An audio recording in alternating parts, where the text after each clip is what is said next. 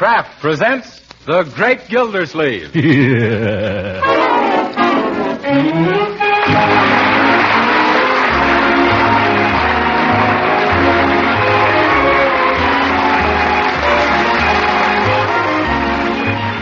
week at this time, the Kraft Cheese Company presents for your enjoyment Harold Peary as the Great Gildersleeve, written by Leonard L. Levinson.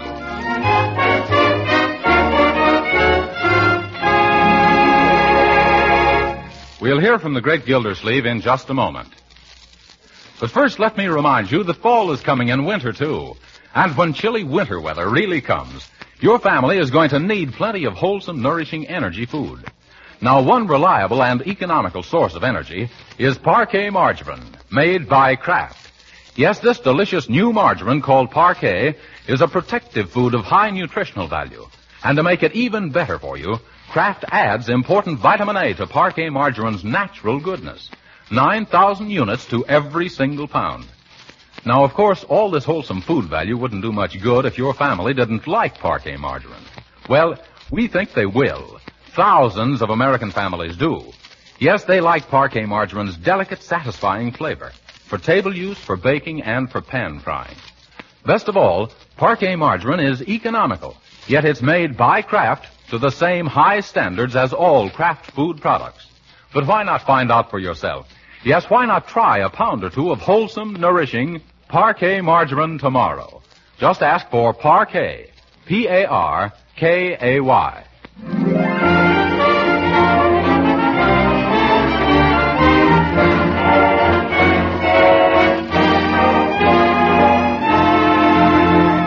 And now for the adventures of the Great Gildersleeve.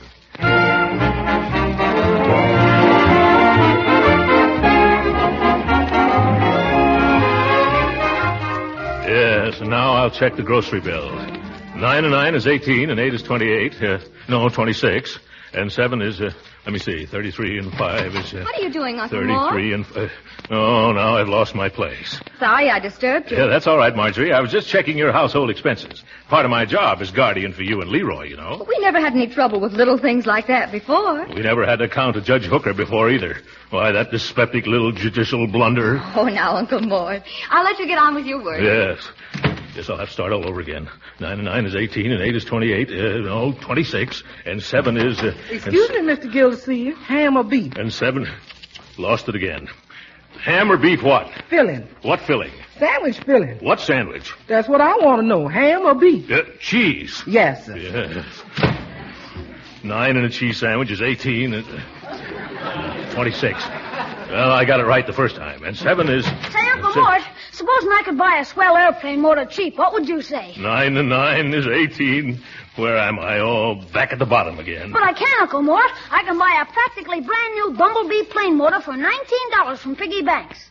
What are Piggy Banks? They aren't anything. He's my pal. Ew. And this engine is such a bargain, I'm ashamed to buy it for that price. You needn't be ashamed, Leroy. You're not going to buy it. But, Uncle Mort. Young man, you're far too young to take up flying. But this is a miniature plane motor. It fits right in my model super-duper swooper. A model plane. Well, I forgot you were a flying bug. That's a good one, Uncle Mort. Yeah. How's about that $19? Yeah. Now, hold on, Leroy. $19 is a lot of money. Oh, not for this motor, Unc. Piggy'd never part with it except his plane made an emergency landing into his pop store window. And he wants $19 for the motor? No, he wants $19 for a new window. Yeah. Can I have the dough, Uncle Mort? Well, I'm afraid not, Leroy. That's quite a large sum.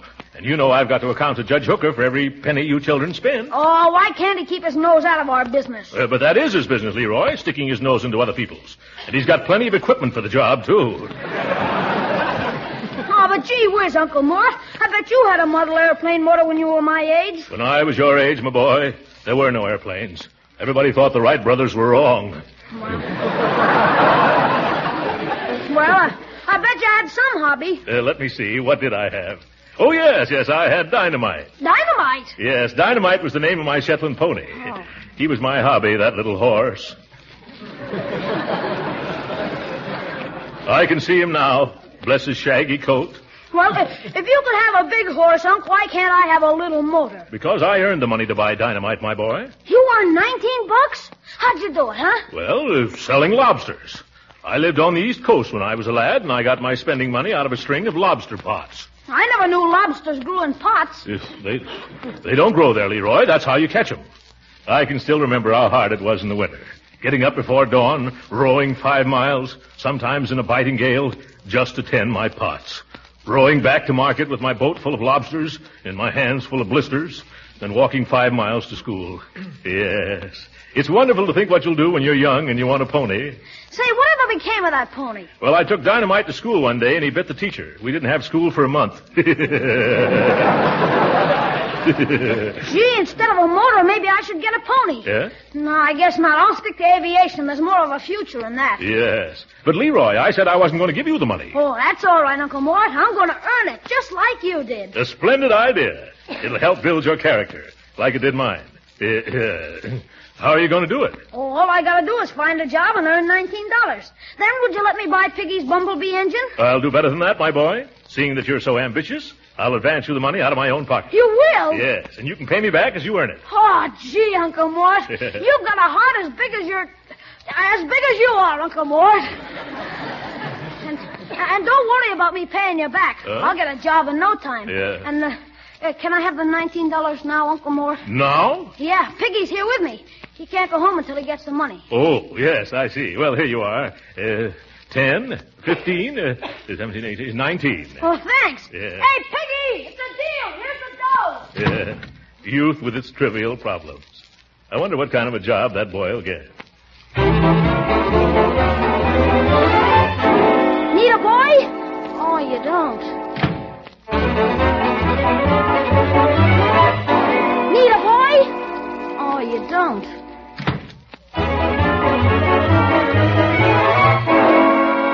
Need a boy? Yes. You do? Yes, we have a morning paper route open. Got a bike? Sure. When do I start? 5 o'clock tomorrow morning. Now, this is no cinch job, young man. You've got to deliver those papers every morning, rain or shine. Now, do you think you can swing it? Oh, sure. I'm awfully reliable, mister. I take after my uncle. He used to get up every morning and row 5 miles into the teeth of a gale and then row 5 miles back. Oh, delivering papers? No, lobsters. Yeah. Well, I guess you'll do. What's your name and address, young man? Leroy Forrester, 747 Parkside Avenue. Okay, Leroy.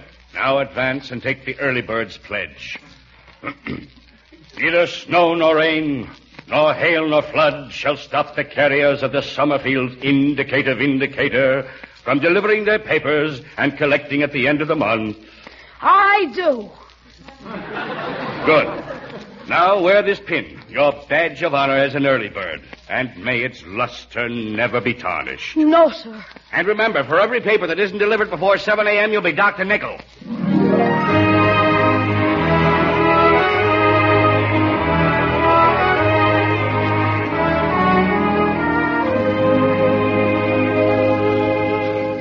Strange. Leroy isn't usually late for dinner, is he, Bertie? No, ma'am. Dinner's usually late for him. Have you tried phoning any place? I don't know where to... Well, how about this young friend of his, Porky Pine? No, Hogface something or other. Oh, yes, Piggy Banks. What's his phone number? Let's call him, huh? I got a job. Well, congratulations, my boy. What you doing getting jobs at supper time? Yeah. What kind of a job is it, Leroy? Delivering a paper route for the Vindicator. Well, isn't that peachy? Indicator, Vindicator, huh? Yeah. When do you start? Tomorrow morning at 5 o'clock.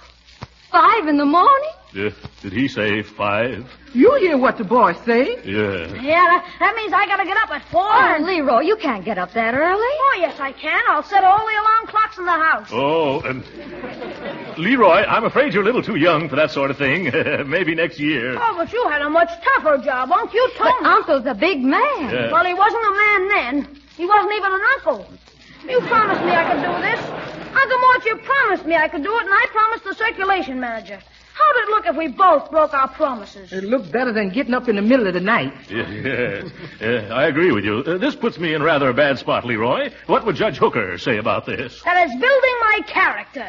Well. Now, I'd better go to bed if I'm going to get up at 4 o'clock. But you haven't had dinner yet. Okay, then, let's eat. What's delaying dinner, Bertie? What's delaying, he said. Look here, you, Leroy. We got ham for dinner, and whilst waiting for you, I frizzled it, defrizzled it, and refrizzled it until it's frazzled.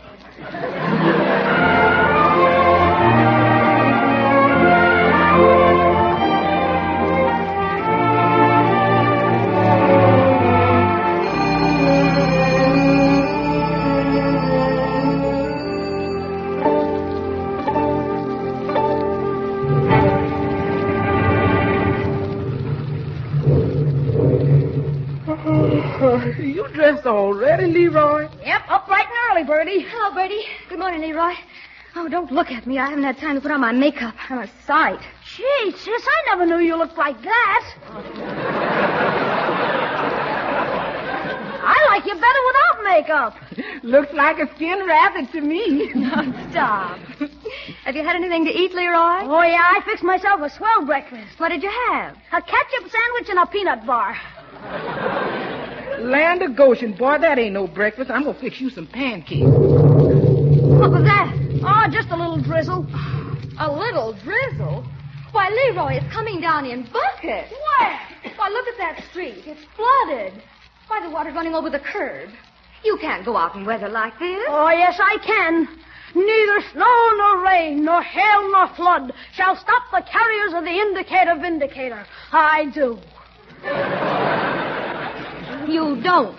Not this morning. Oh, gee, Marge, I got my rubber boots and my slicker and my rain cap out in the hall, and I'll be riding my bike. You're not going out in that rain. Oh, shucks. This is nothing to what Uncle Mort had to face when he was a boy. He used to row 5 miles out to sea in a lobster pot. I don't care if he... Oh, Uncle Mort. Why, he could take out the car and drive you around.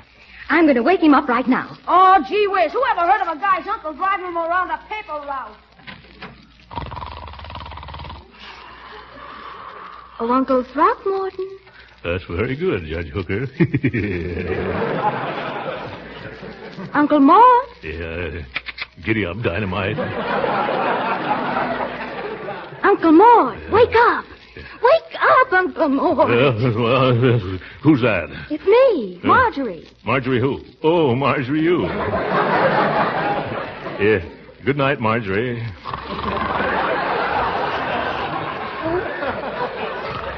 No. Wake up, Uncle. What's the matter? Fire? No, rain. It's coming down in torrents, Uncle Mort. It is, huh? Yes. Well, don't try to stop it. No, Uncle Mort, you've got to get up. Yes, that's nice. Leroy insists on starting his job this morning, and you've got to help him. Yes, a very good point. You must get the car out and drive him all over his paper route. Yes, to build his character. What? I do? Yes. Now put on some clothes and come into the kitchen. Bertie's fixing some coffee. But coffee will keep me awake. Hurry now, Uncle Mort. Yes, all right. Where's the light? Oh! What's wrong? I burned myself. That bulb is still hot. Why, Uncle Mort, what time did you get to bed? Well, I was reading a detective novel. It must have been about 3:30. What time is it now? 4. Oh, my. Won't you go back to sleep? Leroy's waiting for you in the kitchen. Yes, bright boy.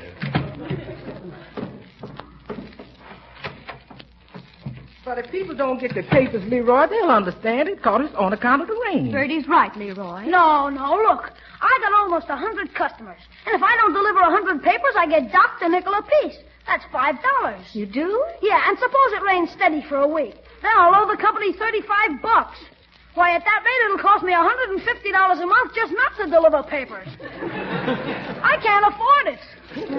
Uncle Mort has very kindly consented to drive you around, Leroy. Oh, gee, you shouldn't have disturbed him. He had it tough enough when he was a kid. He's entitled to some rest now. Coffee. Here you is, Mr. Gildersleeve. Thanks. Somebody hold the saucer. I think I can handle the cup.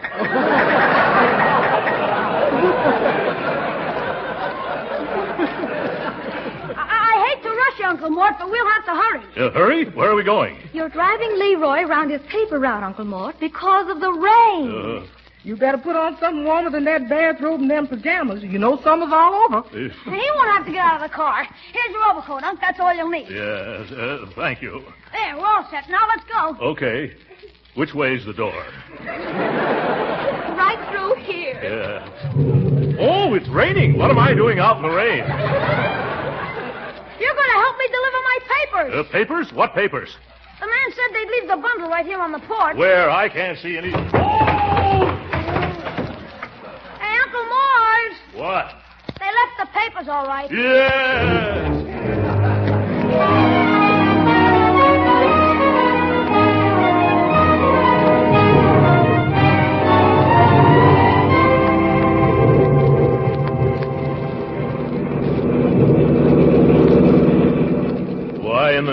Pulitzer did they give you a newspaper route at the other end of town, Leroy? That was the only one open, Unc. Say, I bet this reminds you of the good old days. What good old days? You know, when you went out to the sea lobster potting. Yeah. Why, George, I wish I'd never brought those lobsters up. How much farther is it, Leroy? Oh, just a block or two. Oh, no, stop right here. Yeah. Hey, here's my first customer. The Taj Mahal Bungalow Court. You just wait here while I deliver 4 papers. Yeah. Better turn on the radio or I'll fall asleep. And so, if you're troubled with insomnia, why don't you trot right down to your nearest open all-night drugstore and purchase a can of Dr. Dollop's delicious Dream Drop? Is that so? Yes. And tell the druggist that Bert, the night clerk, sent you. Yes. And after you've taken a dozen drops, you'll doze into a delightful delirium from... That guy would put an owl to sleep. Okay, Uncle Mort. Right straight ahead to the next corner. Yeah. Now turn right. Right. Oh, careful of that milk wagon, Uncle Mort. What milk wagon? I don't... Oh!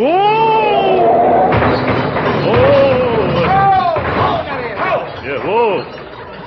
Hey, you! What you mean, running into my wagon? What are you doing in the middle of the road? I'm parked against the curb, you big chowderhead. Oh!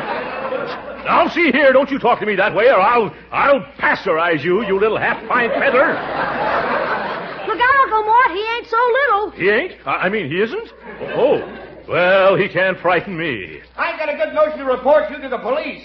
Skidding around that corner and smacking up against my wagon and shoving my horse into a mailbox. I didn't mail your horse, huh? Yes, he's shaking up my milk, too. Well, that's good. Why don't you stay home nights like respectable folks? No, see here. I'm always having trouble with you playboys. Playboys? What do you mean? Why don't you look out the street? There, now see what you did. You woke up all my customers. I did not. You woke him up yourself. Let's get out of here, Uncle Mort. I still got a lot of papers to deliver. Yes, that's right. Let's get out of here. It's too noisy. The nerve of that milkman. Parked in the dark. And by Jove, he didn't have his taillight burning, did he, Leroy? I didn't notice. Well, he didn't. I think I'll go right back and... No. We haven't got time, Unc. Yeah. We've just been out for 15 minutes, and I'm already half an hour behind schedule. Yeah. Lucky for that milkman that you are. I'm just beginning to think of some things I should have told him. Funny, they always come just 5 minutes too late. You better watch where you're going, Uncle Mort. The water's pretty deep here. You might get off the road. Does seem to be getting deeper, doesn't it? Yep. Throw your flashlight on that sign over there, Leroy. Sure. Can you read it? What does it say? Warning, no fishing allowed. Oh! Oh, my goodness, a lake. Where's the street? I better turn around. It's back that way. Yes, I see it now. We'll be on dry land in a moment. Uh-oh, we're in a hole. Don't worry, Leroy. Everything's going to be all right. Yeah. I think the carburetor's flooded with water. Boy, now we are in a hole. Yeah. I wonder what we can do now. Oh, boy. Huh? We're going to get a break, Uncle Mort. Somebody's coming down the street. Well. Hey, mister, will you pull us out? Sure, partner. Oh, Nellie. Oh, Nellie. Oh. Say, ain't this the car that ran into me over on Quinn Avenue? Yes. But, wow. If you haven't got more brass than the Marine Band, asking me to pull you out. Yes, but I'm willing to pay old. No, thanks. Giddy up, Nellie.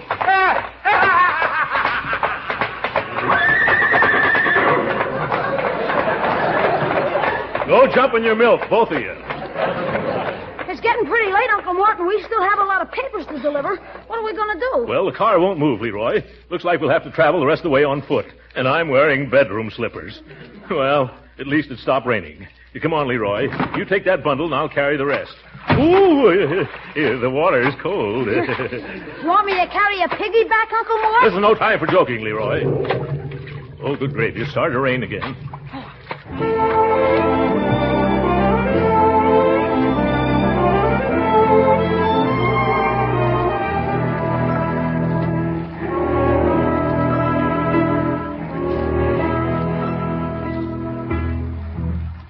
Okay, come on, Uncle Mort.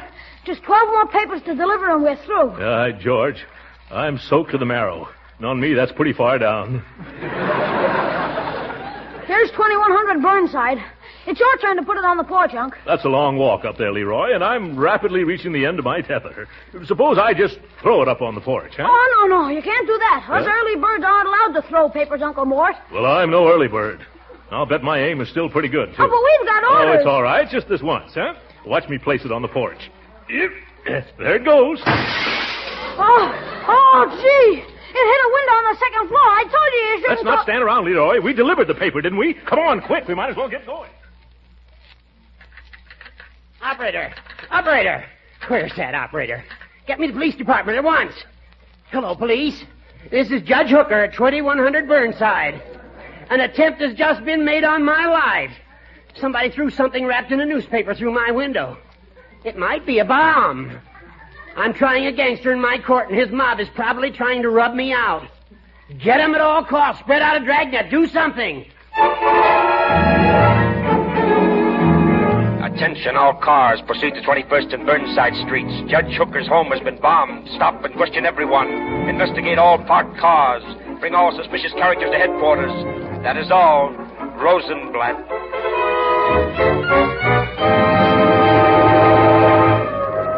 Oh, listen to those sirens, Leroy. Must be some excitement around here.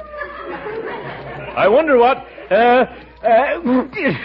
Did you sneeze, Uncle Mort? What does it sound like? Sounds like you're catching a cold. Oh. I only got 4 more papers to deliver. Why don't you go home from here? Oh, no, I wouldn't run out on you. Well, if you insist, that's a different matter. Maybe I'd better get into some dry clothes. Oh, huh? sure. Just go straight down 21st Street to Parkside. So long. So long, Leroy.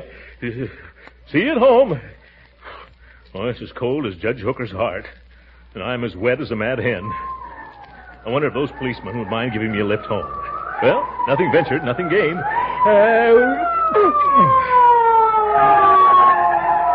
Hey, officer? Yeah?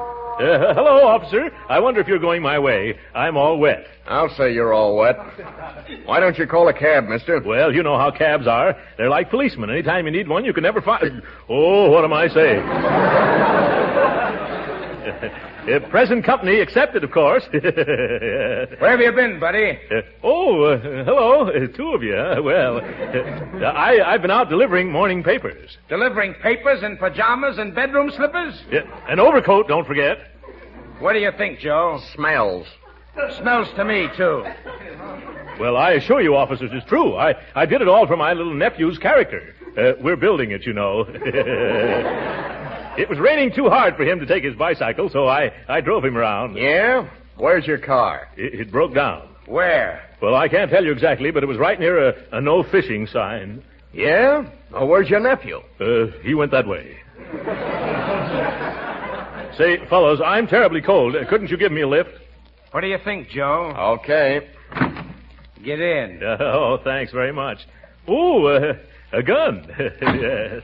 I hope this isn't going to be out of your way, boys. I live at 747 Parkside. Got it, Joe? Sure.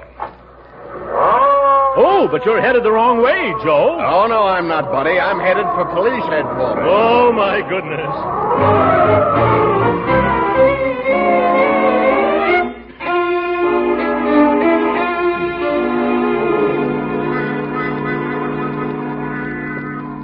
Now, Mr. Gildersleeve, you say your aim wasn't very good. Yes, Judge Rand. I hadn't had much sleep, and, well, I had the wind and the rain and my hair in my eyes. And so, instead of throwing the paper on this man's porch, you broke an upstairs window. Yes. I was trying to throw a curve, Your Honor. Well, Mr. Gildersleeve, your story sounds reasonable, and if you'll just wait in the sergeant's office till he can check it... Oh, gladly. I think you'll be able to go home in an hour or less. I want to thank you, Judge Rand, for being so nice to me. Yes. I hear you caught the man who tried to kill me. Let's get a look at him. Here, one moment. This is a police court, not a pool room. Who are you? Judge Hooker, Superior Court, Department 25. Well, I'm Justice of the Peace Rand of Sunrise Court. Take off your hat. Oh, excuse me. I'm a little excited. My life's been threatened, and I want to confront the coward who... Gildersleeve. Yeah, hello, Judge Hooker. Do you know this man? Well, of course. What's he doing here? Well, we picked him up near your place. He's the one... Uh-huh. I see it all now. You were trying to... I was not. Don't lie. Order! Order! Yes, order. Order in the court. Order. Now, Gildersleeve, you better make a clean breast of it. Confess, and I might be inclined to be more lenient. Say, wait a second. It's all right. I'm trying this case. Now tell me, Gildersleeve, what was in that newspaper you threw into my bedroom? I don't know what was in it, Judge. I didn't read it. Now, Judge Hooker, I've heard this man's story. I'll listen to you later. Gildersleeve, you're guilty of breaking and entering my home. But, Judge, I've never been in your home. You threw something, didn't you? Yes, but... And it broke something and entered somewhere, didn't it? Yes, Then by your own admission, you're guilty, and by virtue of the laws of the state, I hereby sentence you to 1 year. One moment, Judge Hooker. This isn't your court. I'm the judge here, and I'm capable of running things. All right. I don't want to tell you your business. Then don't. Now, Mr. Gildersleeve, I don't think it's necessary to question your word any further. You broke Judge Hooker's window. Is that right? Yes, sir. And for that, Mr. Gildersleeve, I'm going to require you to pay for installing a new window. Yes, sir. Is that all you're going to do? No, not quite. Well, that's better. I've never before seen such disregard for the dignity of a courtroom, of the rights of others, as you've shown here this morning, Judge Hooker. Who, me? Yes, and I'm going to cite you for contempt of court. What? $25 fine or 30 days in jail. Yeah, this is wonderful.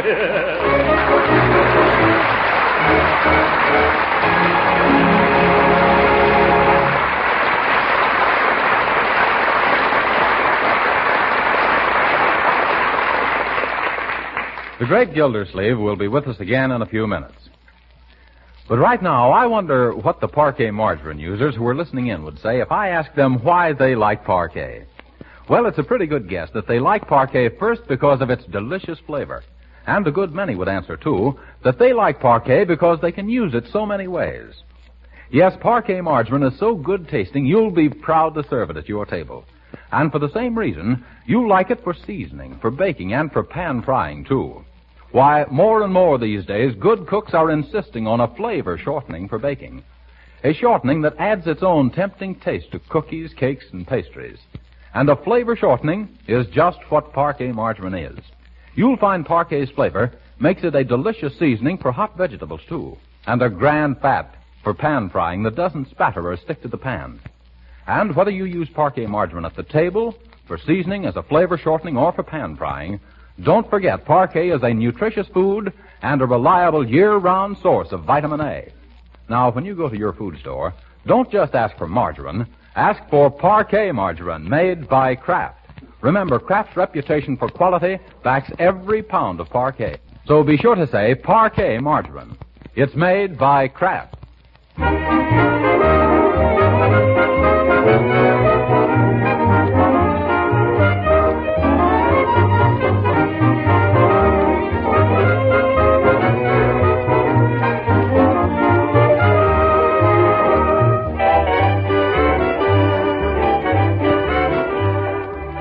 You know, Leroy, I don't think this paper route was such a good idea after all.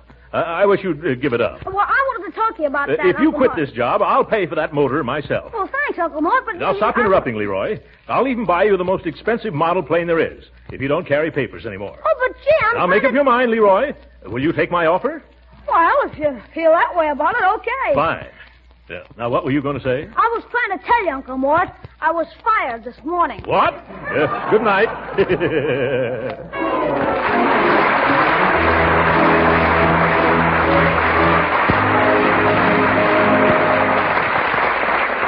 You have probably heard that September 15th through 20th is Retailers for Defense Week.